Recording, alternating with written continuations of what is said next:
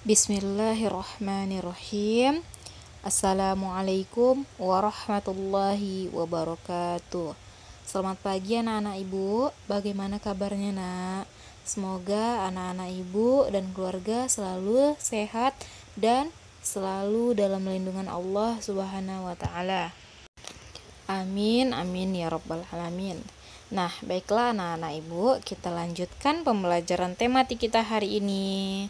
Lanjut ke tema 7, subtema 1, pembelajaran 3 dan 4. Hari ini rumah Lani dikunjungi oleh Bibi. Udin, Edo, Beni, Dayu, dan Siti juga berkunjung ke rumah Lani. Bibi Lani bekerja di pabrik pengolahan makanan. Bibi menceritakan macam-macam cara mengolah bahan makanan. Bibi menunjukkan teks bacaan tentang teknologi pangan. Udin, Edo, Beni, Dayu, Siti, dan Lani membaca bersama-sama. Hasil teknologi pangan. Manusia butuh makanan terus-menerus. Bahan makanan yang diperlukan berasal dari hasil panen. Panen terjadi pada waktu tertentu saja. Agar makanan selalu tersedia, manusia mulai menggunakan teknologi pangan. Teknologi pangan merupakan suatu cara untuk mengolah bahan makanan. Kacang kedelai dapat diolah menjadi tahu, tempe, dan susul kedelai. Mangga dan stroberi diolah menjadi manisan dan selai. Daging dapat diolah menjadi bakso, sosis, dan kornet. Teknologi pangan penting untuk menghasilkan jenis makanan baru. Selanjutnya, makanan olahan tersebut disimpan dalam kaleng atau plastik kedap udara. Nah, kedap udara maksudnya adalah tidak dapat dimasuki oleh udara. Proses penyimpanannya dapat membuat makanan lebih awet. Carilah jenis makanan baru yang dihasilkan oleh teknologi pangan. Kemudian kelompokkan jenis makanan hasil panen dan makanan hasil teknologi pangan. Tuliskan hasilnya pada tabel berikut. Nah, lihat di sini ada hasil panen, kemudian hasil teknologi pangan. Contohnya yang pertama kacang kedelai. Hasil teknologi pangannya menjadi tahu. Kemudian mangga menjadi manisan. Kemudian daging menjadi bakso, sosis, dan kornet. Kemudian stroberi menjadi selai. Yang terakhir susu menjadi susu bubuk, keju, dan yogurt. Amati kalimat yang berwarna merah pada teks hasil teknologi pangan. Kalimat tersebut merupakan kalimat utama pada setiap paragraf. Kumpulan kalimat utama disebut ringkasan. Nah, tuliskan kembali kalimat utama dari setiap paragraf agar dapat berbentuk ringkasan. Ceritakan ringkasan yang telah dibuat olehmu secara bergantian di depan kelas. Nah, contohnya, manusia butuh makanan terus-menerus. Agar makanan selalu tersedia, manusia mulai menggunakan teknologi pangan. Teknologi pangan penting untuk menghasilkan jenis makanan baru. Nah, setelah membaca dan bercerita tentang teknologi pangan, Lani mengajak teman-temannya bernyanyi bersama. Bibi Lani memperkenalkan sebuah lagu. Nah, ini judul lagunya adalah Tukang Sayur. Dengarkan baik-baik lagu Tukang Sayur yang dinyanyikan oleh gurumu. Nah, ini tidak kita praktekkan ya nak, cuman kita baca saja, bisa anak-anak ibu lihat di dalam buku. Masih ingatkah kamu arti dari pola irama? Pola irama adalah susunan sekelompok bunyi yang muncul berulang-ulang secara teratur dalam sebuah lagu. Apakah lagu Tukang Sayur memiliki pola irama yang berbeda? Nyanyikan lagu tersebut secara bergantian dengan temanmu. Iringi nyanyian temanmu dengan berbagai gerakan untuk menunjukkan pola irama tersebut. Pola irama 1 diiringi dengan tepuk tangan, pola irama 2 diiringi dengan petikan jari. Bibi Lani membeli tempe di tukang sayur. Warnanya putih dengan kumpulan kedelai di dalamnya. Lani dan teman-teman mengamatinya. Tempe yang dibeli Bibi cukup besar. Udin mengajak teman-teman mengukur luas permukaan bidang tempe. Tempe tersebut berbentuk persegi.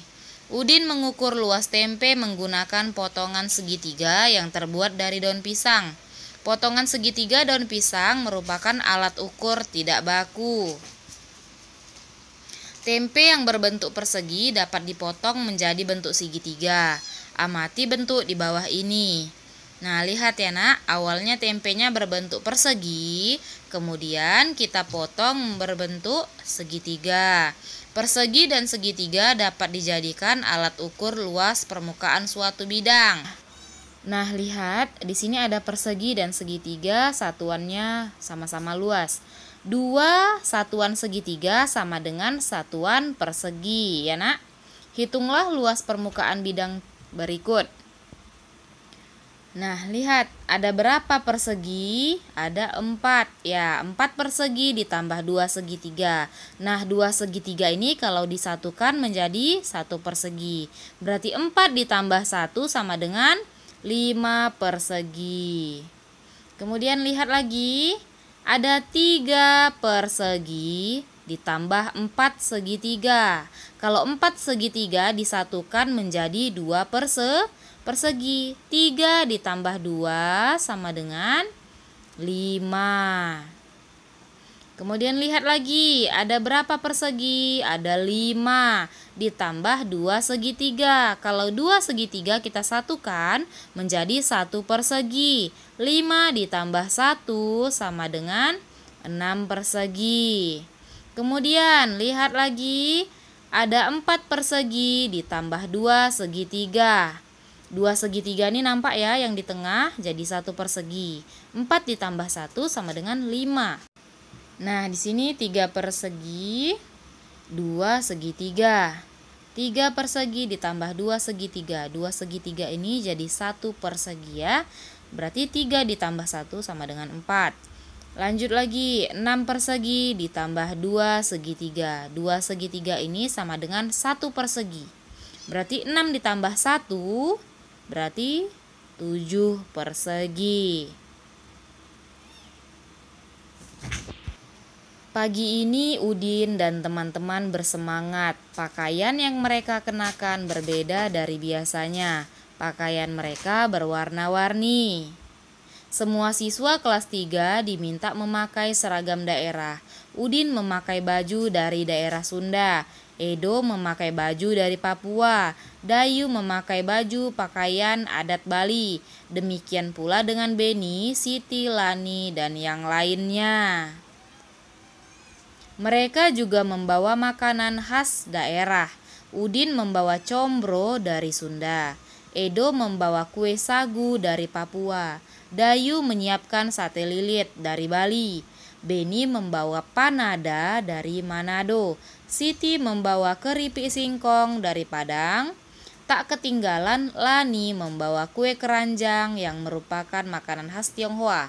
Pada hari itu semua siswa tampil berbeda. Satu sama lain bertukar cerita tentang daerah di Indonesia. Ternyata setiap pakaian dan makanan daerah memiliki ciri khas masing-masing. Perbedaan bukanlah hal yang harus diperdebatkan. Walau setiap siswa berasal dari daerah yang berbeda, namun satu sama lain tetap saling menghargai. Tidak ada yang merasa lebih baik atau lebih hebat. Nah, amati gambar pakaian khas daerah Indonesia berikut. Dapatkah kamu menyebutkan asal daerah pakaian di bawah ini? Nah, lihat. Pakaian adat dari Banda Aceh. Kemudian, pakaian adat dari Sumatera Utara.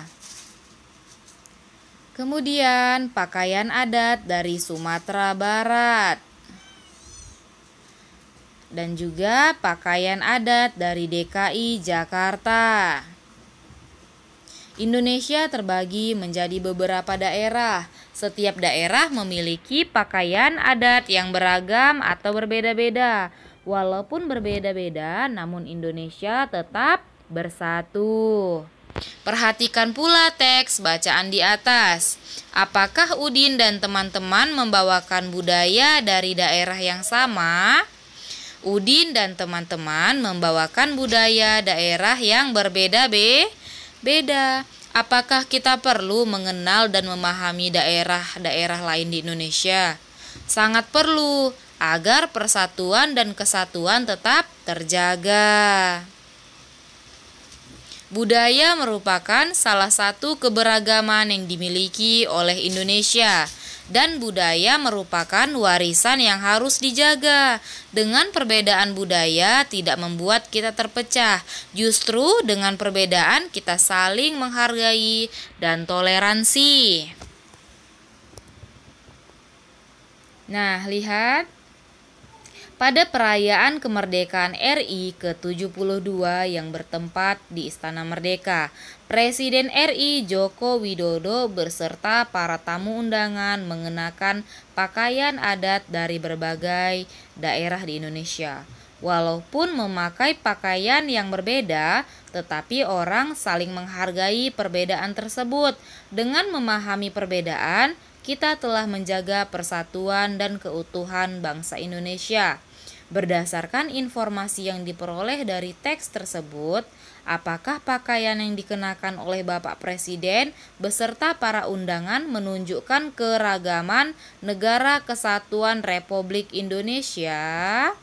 Pakaian yang dikenakan menunjukkan keragaman pakaian adat yang ada di Indonesia. Apakah penting bagi kita untuk menghargai keragaman?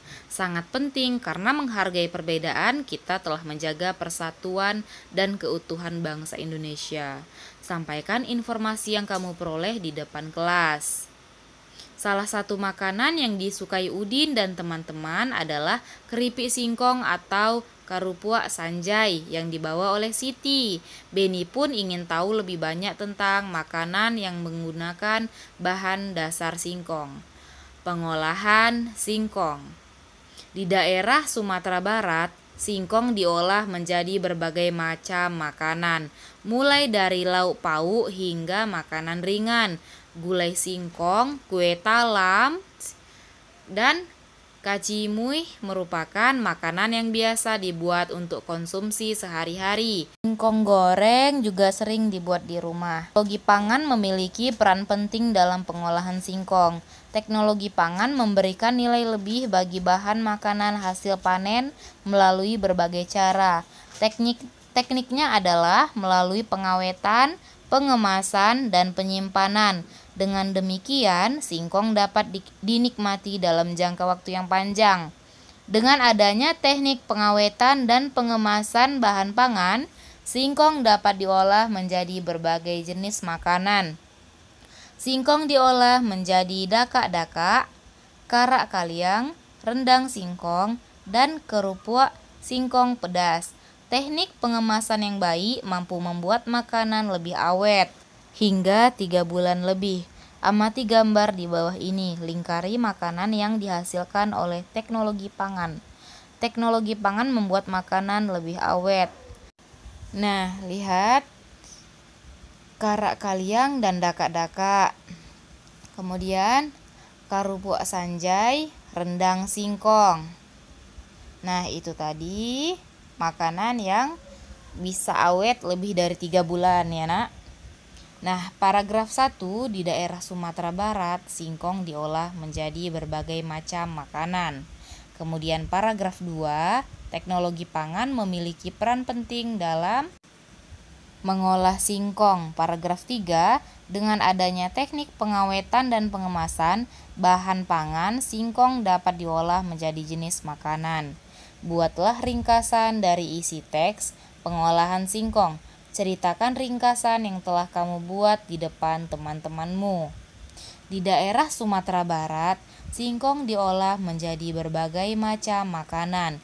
Teknologi pangan memiliki peran penting dalam mengolah singkong. Dengan adanya teknik pengawetan dan pengemasan bahan pangan, singkong dapat diolah menjadi berbagai jenis makanan.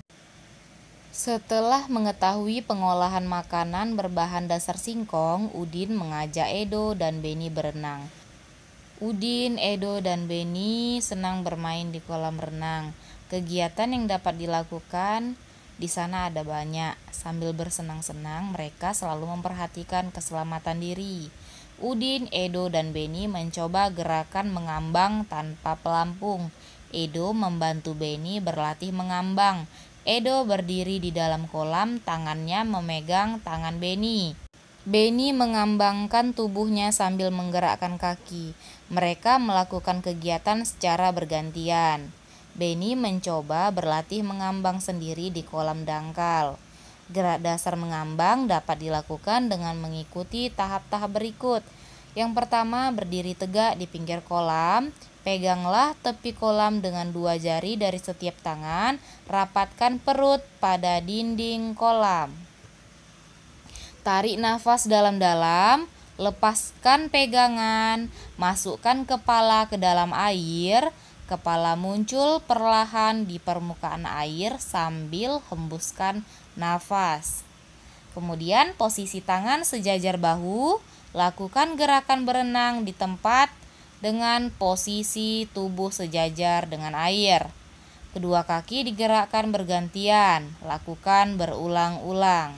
Nah, itu tadi materi kita hari ini. Silahkan kalau anak-anak ibu belum mengerti, diulang-ulang lagi video yang ibu kirimkan ini ya nak. Kemudian kalau memang belum mengerti lagi, silahkan dihubungi atau di WA ibu gurunya ya. Silahkan ditanyakan langsung dengan ibu gurunya. Alhamdulillah, selesai materi kita hari ini. Semoga apa yang ibu sampaikan dapat anak-anak ibu pahami dan mengerti ya nak. Kita tutup dengan membaca doa kafaratul majelis. Subhanaka Allahumma wa bihamdika asyhadu an la ilaha illa anta astaghfiruka wa atubu ilaik. Assalamualaikum warahmatullahi wabarakatuh.